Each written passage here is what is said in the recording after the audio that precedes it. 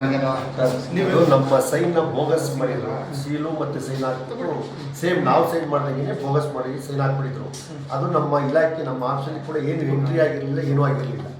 ಆಯ್ತಾ, ಈಗ FIR ಮಾಡಿದ್ದಾರೆ ಪೊಲೀಸ್ನವರು, ಅವ್ರ ಮೇಲೆ ತನಿಖೆ ಮಾಡ್ತೀವಿ. ಕಂಪ್ಲೇಂಟ್ ಕೊಡುವಾಗ NCR ಸಾಕು ಅಂತ ಹೇಳಿದ್ದು ಯಾಕೆ ಅಂತ ನಾವು ಆ ಥರ ಏನು ಹೇಳಿರಲಿಲ್ಲ.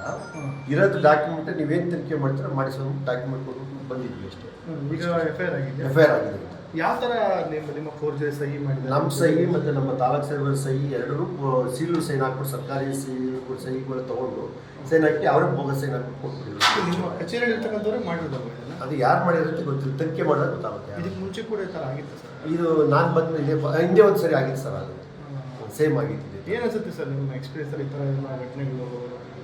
ಅಲ್ಲ, ಇದು ಯಾರು ತಪ್ಪು ಮಾಡಿದಾರೋ ಅವ್ರ ಮೇಲೆ ಕ್ರಮ ತಗೊಂಡು ಕಾನೂನು.